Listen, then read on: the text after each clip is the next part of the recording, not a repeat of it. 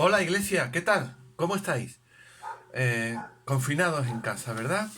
Bueno, aquí estoy, como dice un dicho en nuestra tierra, que lo prometido es deuda, pues aquí estoy para compartir con vosotros de las santas escrituras de nuestro buen Señor Jesucristo. Vamos a intentar aparcar un poquito todo lo que estamos viviendo en este tiempo y vamos a centrarnos también un poquito en el estudio de las escrituras, de la palabra del Señor. Sé que podríamos seguir predicando, hablando, temas relacionados con la crisis que se está viviendo, pero también creo necesario que el estudio de la palabra de Dios es importante en este tiempo, en estos momentos. Yo os dije, cuando mandé el primer vídeo desde la iglesia, que no es coronavirus, es alergia. Os mandé el primer vídeo diciendo de que estaríamos en contacto, que os enviaría mensajes, espero que algunos otros hermanos también lo puedan hacer, y entre ellos pues estaba sí, continuar con el estudio de Juan. Voy a intentar estar 30 minutos, ¿vale? Pero es importante que sigamos lo que estamos haciendo en la iglesia, entre comillas, una vida más o menos normal, y no podemos dar la enseñanza desde allí ni allí juntos, pero sí puedo compartirla con vosotros. Así que la idea es que estés tranquilo en el momento que tú veas para poder estar este ratito junto conmigo. Obviamente es una grabación, tómate el momento, el tiempo, la hora que tú creas mejor para poder escucharla. Y si puedes tener la Biblia delante, muchísimo mejor. Y si puedes tener una libretita, un bolígrafo para tomar nota, mucho mejor, ¿vale? Nos quedamos la última vez en el Evangelio de Juan, capítulo 9. Vimos algo el último domingo que estuvimos en la iglesia dando el estudio, pero vamos a recordarlo también y quiero en principio leer este capítulo 9 que me parece muy interesante. Para mí personalmente es uno de los capítulos más impactantes. Yo desde que lo leí por primera vez recién convertido, fue brutal lo que el Señor me habló por medio de él. Y curiosamente, cada vez que me acerco a este capítulo, algo nuevo recibo. Eh, es la sanidad de uno que era ciego de nacimiento. Vamos a leerlo. Versículo 1 dice la Biblia. No preocuparos, hermanos, vuelvo a insistir, la alergia, llevo así un mes con la tos. Al pasar Jesús vio a un hombre ciego de nacimiento. Ojo al dato, ciego de nacimiento. Y le preguntaron sus discípulos diciendo, Rabí, ¿quién pecó, este o sus padres, para que haya nacido ciego? Respondió Jesús, no es que pecó este, ni sus padres, sino para que las obras de Dios se manifiesten en él. Me es necesario hacer las obras del que me envió, entre tanto que el día dura. La noche viene cuando nadie puede trabajar. Entre tanto que estoy en el mundo, luz soy del mundo. Dicho esto, escupió en tierra, hizo lodo con la saliva, untó con el lodo los ojos del ciego y dijo, ve a lavarte al estanque de Siloé, que significa enviado. Fue entonces, se lavó y regresó viendo. Entonces los vecinos, los que antes le habían visto que eran ciegos, decían, ¿no es este el que se sentaba y mendigaba? Perdón, que me he despistado. ¿No es este el que se sentaba y mendigaba? Uno decía, él es. Otro, se parece a él. Y él mismo, el que era ciego, decía, yo soy. Y le dijeron, ¿cómo te fueron abiertos los ojos? Respondió él y dijo, aquel hombre que se llama Jesús hizo lodo, me untó los ojos y me dijo, ve al Siloé y lávate. Y fui y me lavé y recibí la vista. Entonces le dijeron, ¿dónde está ese que te sanó? Y el ciego, o el que era ciego, dijo, no lo sé. Llevaron ante los fariseos al que había sido ciego, y era día de reposo cuando Jesús había hecho el lodo y le había abierto los ojos. Volvieron pues a preguntarle también los fariseos, ¿cómo había recibido la vista? Él les dijo, me puso lodo sobre los ojos, me lavé y veo. Entonces algunos de los fariseos decían, ese hombre no viene de Dios, porque no guarda el día de reposo. Otros decían, ¿cómo puede un hombre pecador hacer estas señales? Y había discusión entre ellos. Entonces volvió a decirle al ciego, ¿tú qué dices del que te abrió los ojos? Y este hombre dijo, que es profeta. Pero los judíos no creían que había sido ciego y que había recibido la vista hasta que llamaron a los padres del que había recibido la vista. Interesante dice aquí este versículo, los judíos no creían que había sido ciego hasta que escucharon la versión de los padres. Es decir, estos judíos parecen que empiezan a entender o a reconocer el milagro y quién estaba detrás de este milagro. Y le preguntaron diciendo, ¿es este vuestro hijo, el que vosotros decís que nació ciego? ¿Cómo pues ve ahora? Y sus padres dijeron, sabemos que es nuestro hijo, sabemos que nació ciego, pero como ve ahora no lo sabemos. A quien le haya abierto los ojos, nosotros tampoco lo sabemos. Edad tiene, preguntarle a él, decía, que él hable por sí mismo. Esto dijeron sus padres porque tenían miedo a los judíos, por cuanto los judíos ya habían acordado que si alguno confesaba que Jesús era el Mesías, fuese expulsado de la sinagoga. Por eso dijeron sus padres, edad tiene, preguntarle a él. Entonces volvieron a llamar al hombre que había sido ciego y le dijeron, dad gloria a Dios, nosotros sabemos que ese hombre es pecador. Entonces él respondió y dijo, si es pecador, yo no lo sé. Una cosa sé, que habiendo yo sido ciego, ahora veo. Y le volvieron a decir, ¿qué te hizo? ¿Cómo te abrió los ojos? Ya lo he dicho, respondió, y no me queréis oír. ¿Por qué lo queréis oír otra vez? ¿Queréis también vosotros haceros sus discípulos? No vea cómo reaccionó este hombre. Y le injuriaron los judíos diciendo, tú eres sus discípulo, pero nosotros somos discípulos de Moisés. Nosotros sabemos que Dios ha hablado a Moisés, pero respecto a ese, no sabemos de dónde sea. Respondió el hombre y les dijo, pues esto es lo maravilloso, que vosotros no sepáis de dónde sea, y a mí me abrió los ojos. Y sabemos que Dios nos oye a los pecadores, pero si alguno es temeroso de Dios y hace su voluntad, a ese oye. Desde el principio no se ha oído decir que alguno abriese los ojos a uno que nació ciego. Si esto no viniere de Dios, nada podría hacer. Respondieron y le dijeron, vaya forma de hablar de este ciego, que era un ignorante, que no sabía ni siquiera leer. Tú naciste en todo pecado y tú no vas a enseñar a nosotros. Y le expulsaron de la sinagoga.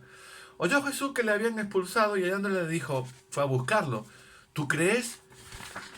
¿Crees tú en el Hijo de Dios? Y respondió este hombre y dijo, ¿quién es, Señor, para que pueda creer en él? Y Jesús le dijo, ¿le has visto? Y el que habla contigo, él es. Bendito sea el nombre de Dios. Y él dijo, creo, Señor, y le adoró. Dijo Jesús, yo he venido a este mundo para juicio, para que los que no ven, vean, y los que ven sean cegados. Entonces algunos de los fariseos que estaban con él, al oír esto, le dijeron, ¿acaso somos también nosotros ciegos?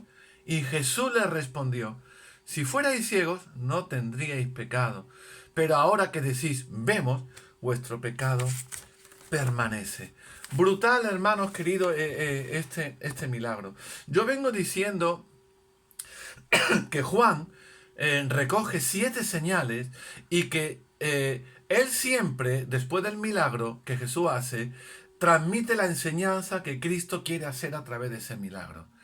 Yo vengo diciendo con el estudio de Juan que Jesús no hace nada por casualidad, que el Señor no hace nada adrede, que todo lo que hace o todo lo que decía o todo lo que enseñaba, había detrás una enseñanza, había un propósito. ¿Tú crees, hermano, que Dios no está viendo el mundo hoy día? ¿Tú crees que Dios no sabía, sabe y sabrá lo que iba a ocurrir con esta pandemia que estamos sufriendo con el COVID-19? Claro que lo sabía, pero no ha sido la única tragedia que ha venido al mundo. No hay que irse a muchos años atrás y comprobar tragedias y dramas terribles que han acontecido al ser humano en este mismo siglo XXI. Es cierto que esto es una tragedia que globaliza todo el planeta. Pero ¿tú crees que Dios no está viendo esto? ¿Tú crees que Dios no lo sabe? ¿Tú crees que Dios no mima, cuida, mira a su iglesia, que es la niña de sus ojos? Claro que sí. Pero tenemos que ser sabios, tenemos que ser prudentes, tenemos que sujetarnos, como dije el primer día, a la autoridad establecida por Dios y andar en el temor de Dios para experimentar esa bendición, esa protección de la que nos habla el Salmo 91. Ahora, Jesús, para no me estoy yendo por la rama, Jesús tiene un propósito con este milagro, con esta sanidad de este hombre que era ciego de nacimiento. Lo interesante en todas las señales anteriores es que Cristo, después de la señal, después del milagro, transmitía la enseñanza que venía con él. Aquí ya Jesús en el capítulo 8 está, vamos a decirlo, está preveyendo o está enseñando antes lo que iba a querer transmitir con el milagro. En el capítulo 8 dijo Jesús, versículo 12, yo soy la luz del mundo, dijo él. El que anda en tinieblas se perderá, ¿verdad? Yo soy la luz del mundo, decía el Señor.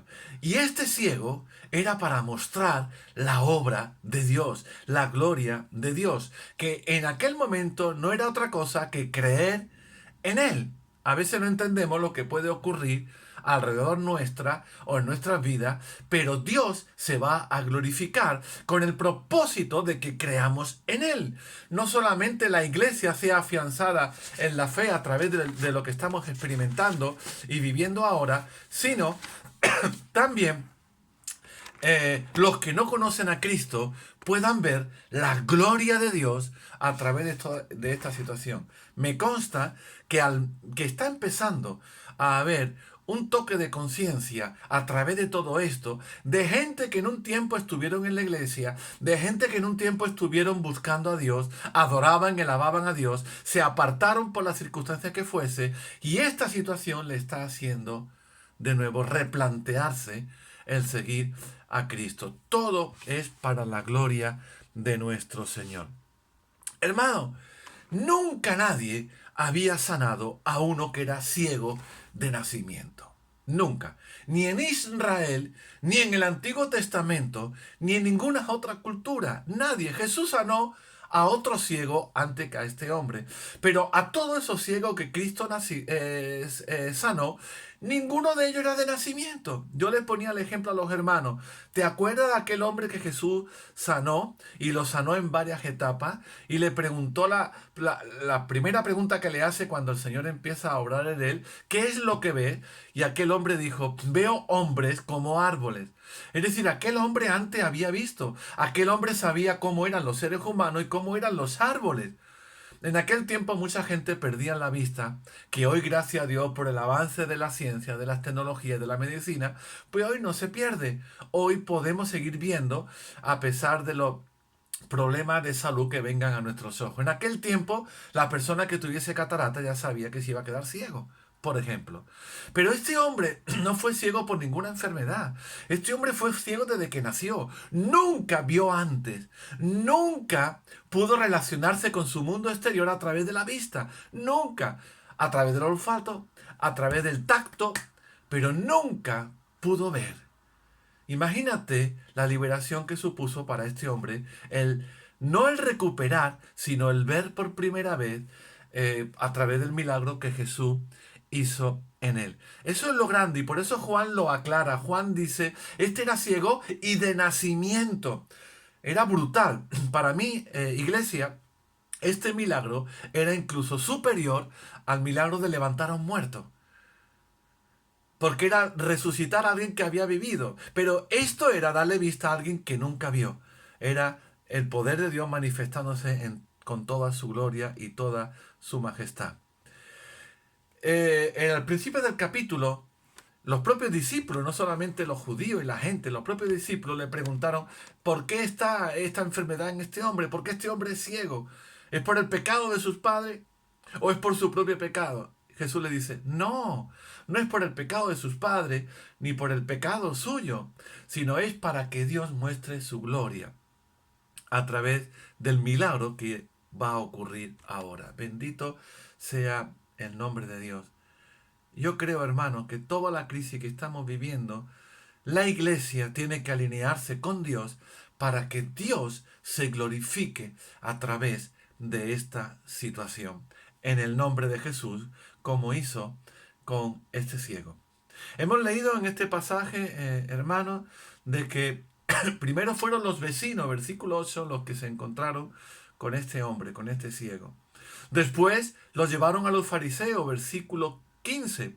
Más tarde dice que los llevaron a los judíos, versículos 22 y 24. Acuérdate que los judíos en Juan son los gobernantes de Israel, que no es el pueblo en general. Y en un momento determinado hemos leído que estos judíos le dicen a este hombre sanado, da gloria a Dios. ¿Qué significa esto de dar gloria a Dios? La intención que tenían los judíos era de que este hombre confesara antes de ser juzgado, que reconociera su pecado y reconociera su fallo.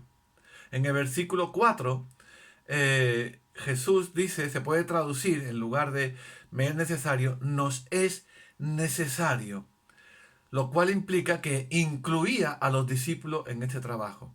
En nuestra versión pues habla de que me es necesario, pero originalmente los textos más antiguos dice el texto bíblico nos es necesario hacer la obra del que me envió.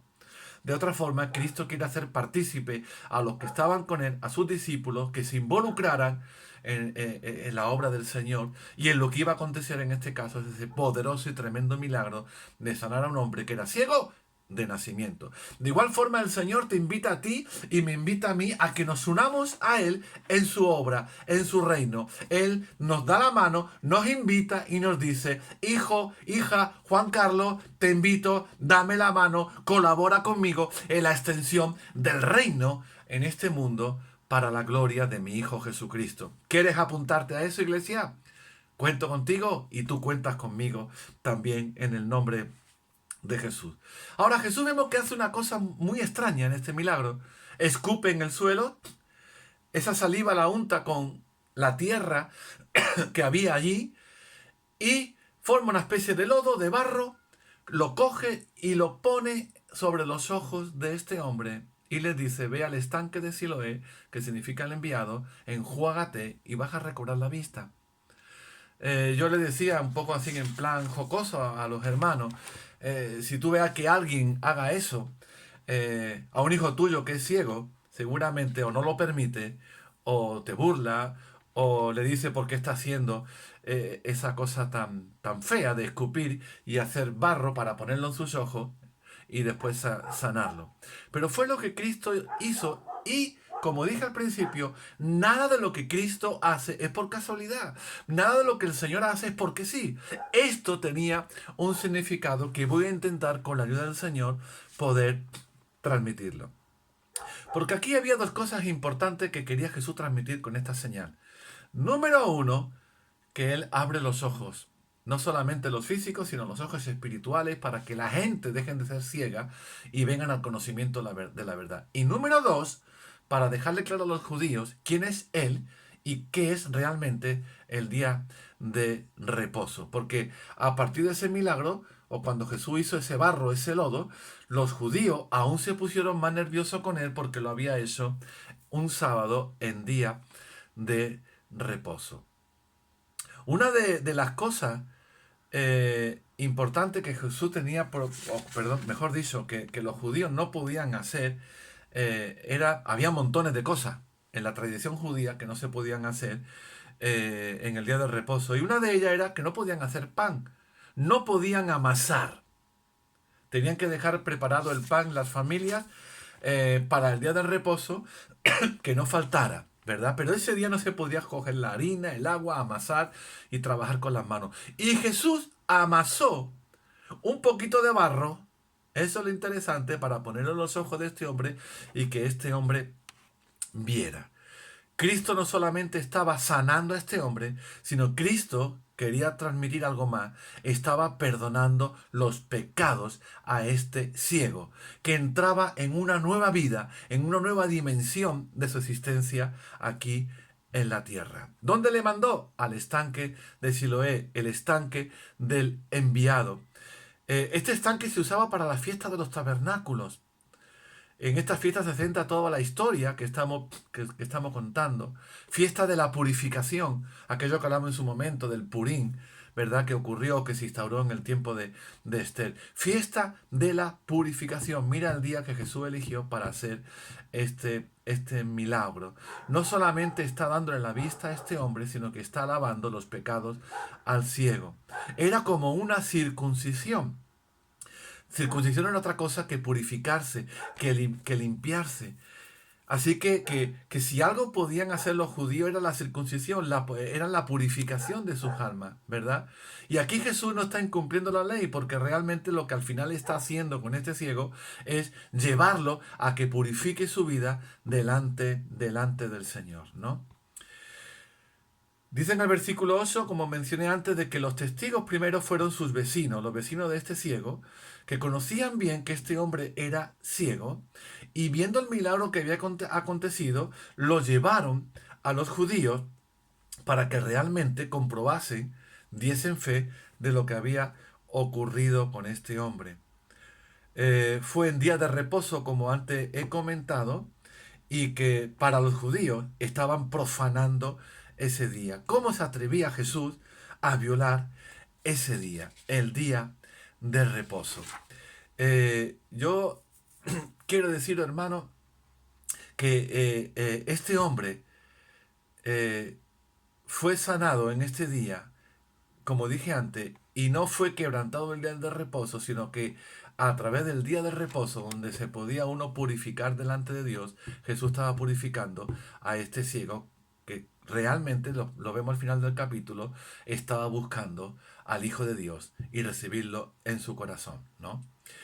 Eh, Le acusaban en el versículo 16 que no guardaba el sábado porque hacía señales, hacía milagros. Y esto crea una discusión entre los judíos, entre los fariseos. ¿Puede el ciego o podía el ciego haber estudiado la ley? ¿Sabía leer? No, si nunca había visto antes. Hoy día, para la gloria de Dios y gracias al Señor, los invidentes sí pueden leer. Sí pueden leer a través del sistema braille que ellos tienen y pueden comunicarse por WhatsApp, incluso por teléfono, etcétera, etcétera, etcétera. Este hombre era un ignorante para los judíos, no tenía conocimiento de las escrituras. Este hombre, su testimonio lo basó en su propia experiencia. Él decía, yo era ciego, mas ahora veo la suma que resulta, que este hombre que me ha salvado es profeta. Cuando le preguntaron, esa era la cuenta matemática de este hombre. Era ciego, más el milagro, igual el que me sanó, es profeta. Y una cosa era, hermanos, que los judíos llegaron a un momento que no tuvieron más remedio que admitir el milagro, que aquel hombre fue sanado de su ceguera, y otra cosa era atribuir el milagro a Jesús. Porque atribuir el milagro a Jesús implicaba reconocer que era el Mesías. Atribuir el milagro a Jesús era seguir la siguiente ecuación. Fuese sanado un ciego de ceguera congénita, Jesús lo curó por el amor y el poder de Dios a través de Jesús. Por tanto, Jesús viene de Dios. Pero los judíos no querían recibir este mensaje y por eso esa insistencia, esa constante pregunta a los padres, ese interrogatorio a este hombre era de alguna forma poder pillarlo en alguna de sus confesiones o afirmaciones para negar que el milagro hubiese ocurrido y de esa manera negar que Jesús lo hubiese hecho y poder tirar por tierra el testimonio y el ministerio del Señor, que de entrada para este ciego no era ni el Mesías, él hablaba de que era profeta, pero Jesús después se le reveló como su Salvador, ¿no? Consecuencia de lo que de la actitud de este hombre. Quiero decir, hermano, algo interesante con respecto al día del reposo. El sábado no es el día número 7. El día del reposo tiene que ver con descanso. Y igual la tontería lo que voy a decir, pero yo entiendo que habrá gente que no lo compartan, que el día del reposo, el día del descanso, uno puede tomarlo de acuerdo a las circunstancias de su propia vida en cualquier día de la semana. Bueno, es hacer un paréntesis y aclarar que el día de reposo no es dueño del hombre, que el hombre es el que está por encima del día del reposo, que eso fue lo que Cristo quiso transmitir en muchos momentos a los judíos y fariseos. Bueno, sigamos, hermano, de las consecuencias que sale todo esto para la vida de este joven, es que es expulsado de la sinagoga. Expulsado de la sinagoga significaba tenerlo como un pecador, como un impío. Era como decir, ya no eres parte nuestra, ya no eres judío. Aunque tu sangre diga que sí, pero tú no eres por tu rebelión y por tu pecado. Tú no puedes ya vivir en tu casa, tú no puedes vivir en esta ciudad, tú no puedes vivir en este pueblo, tú tienes que irte fuera. Aquí no puedes comprar, aquí no puedes relacionarte con ninguno, ni con nadie, ni siquiera con su familia. Por eso sus padres intentaron escurrir el bulto y darle toda la responsabilidad a su hijo que fue ciego, porque tenían miedo a que los judíos lo echaran de la sinagoga, lo cual implicaba un desprestigio social brutal, lo cual implicaba perder incluso sus posesiones materiales. Imagínate que eso pasara hoy día, que te expulsaran de esa manera, te tuvieses que ir de tu casa, te tuvieses que ir de tu pueblo, de otra forma desterrado por haber negado lo que para ello eran los principios de Dios, ¿no? Pero este hombre asumió las consecuencias. Para este ciego, lo importante no era ya una religión. Para este ciego, lo importante no era estar bajo, ¿cómo decir?, bajo unas leyes que muchas de ellas eran tradiciones de hombre. Lo importante era que él había experimentado la liberación, no solamente de poder ver físicamente, algo que nunca había tenido antes, sino que además en su foro interno de poder anhelar encontrarse con aquel que lo había sanado. Era brutal, hermano, las consecuencias de esa actitud por parte del ciego. Jesús va a buscarlo. El Señor va a buscarlo y se acerca a él y le dice, ¿tú sabes quién es el Hijo de Dios? Y este hombre le responde, ¿quién es? Porque quiero creer en él. Mira la preocupación de Jesús. Hizo el milagro, lo mandó al estanque de Siloé, que él sabría muy bien el camino, a pesar de que era ciego, se sabía mover por su pueblo o por su ciudad. Fue allí, cuando quizás ese hombre fue a buscarlo, ya no lo encontró. Atiende bien, él no había visto a Jesús. Él no sabía la apariencia física que Jesús tenía. Él no lo conocía. Simplemente hizo caso a lo que el Señor le dijo. Cuando regresa no lo ve. La multitud ya no lo deja. Alboroto en el pueblo. Pero si este es Manolito, el que era ciego, y está ahí, y está viendo, y está hablando con nosotros, y la multitud rodeándole, ¿pero qué te ha pasado? ¿Cómo ha ocurrido esto? Seguramente mucha de esa gente habían visto el milagro, pero otros no. El rumor se corrió. Otros salieron de sus casas. Sí, el hijo de la familia tal, el que era ciego, ha sido sanado. Vení, vení, está en la plaza. Imagínate el alboroto. Y esa gente los llevaron a los fariseos y los fariseos después a los gobernantes. Ese hombre no vio a Jesús. Pero Jesús se preocupó de buscarle. Como se preocupa de buscarte a ti y de buscarme a mí. Bendito sea el nombre de Dios. Él no nos abandona, no nos deja a nuestra suerte. Él no está descuidando en este tiempo tu vida, ni tu familia, ni a la iglesia. Él está con nosotros, en medio nuestra y aún mucho más, dentro de nosotros. Bendito sea el nombre de Dios. ¿Sabes por qué? Porque un día vino a buscarnos. Nos rescató, nos compró con su preciosa sangre y Él nos ha ido al cielo para olvidarse de nosotros. Es verdad que Él está allí, como dijimos el otro día, intercediendo al Padre por ti y por mí.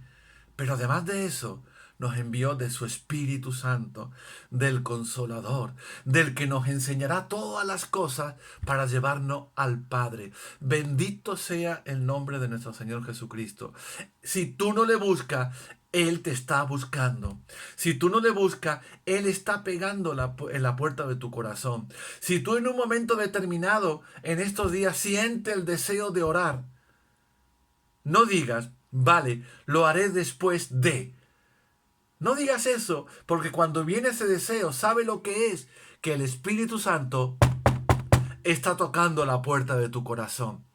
En ese momento deja lo que estés haciendo, te mete en tu aposento, cierra la puerta, dobla tus rodillas y busca al Padre. Y te digo en el nombre de Jesús que si le obedece, el Espíritu Santo te va a ministrar de una forma preciosa. Porque Él ha venido a buscarte. Tú imagínate cuando este hombre, o mejor dicho, cuando Jesús fue a buscar a este hombre y lo encontró, y le preguntó, ¿tú sabes quién es el Hijo de Dios? Perdóname ahora, no te puedo atender, no sé quién eres. Recuerda, no le conocía, no sé quién eres, pero tengo que ir a contarle esto a mis vecinos, a mis amigos, a los que... No, ese hombre se quedó quieto y le dijo, ¿quién es? Entre otras cosas porque esa pregunta era muy extraña. Porque nadie, ni sus vecinos, ni los judíos, ni los gobernantes, ni los fariseos, nadie le había preguntado una cosa como esa. ¿Sabes quién es el Hijo de Dios? Nadie. Y aquel hombre se paró y dijo, ¿quién? Porque quiero creer en él. ¿Le estás viendo? Soy yo el que habla contigo. Actitud de este hombre. Creo, se postró y le adoró. Y Jesús no le dijo como Daniel, como Juan, como Pablo, como tantos hombres de Dios en las Escrituras. No le dijo, no, levántate, hombre, porque yo soy hombre como tú. No, tienes que adorar a Dios. Ahí se demostró la divinidad de Jesús. Jesús le dijo, muy bien, dejo que me adores, porque yo soy el Hijo, yo soy Dios, hecho carne, que he venido a habitar entre vosotros. Bendito sea el nombre de Dios. Si alguno siente que no ve, Jesús ha venido a abrir nuestros ojos. Si alguno siente que la presencia no está, Jesús ha venido a llenarte de su presencia. Si alguno siente que, escucha hermano, que está pegando en la puerta de tu corazón, no lo deje para después. Aun cuando sea antes de comer, obedezco al Padre. Perdóname, cariño, perdonadme, hijo. Dios está tocando la puerta de mi corazón y tengo que cerrarme mi aposento porque Dios quiere visitarme y me pongo de rodillas para buscarle. Amén. Aquí lo dejamos. Media horita de enseñanza. No espero que hayas empezado y que hayas terminado los 30 minutos. Creo que merecen la pena recordar algunas cosas de este capítulo 9. Se pueden añadir muchas cosas más, pero con esto hoy es suficiente. Dios te bendiga. Ten paz del Señor. Amén.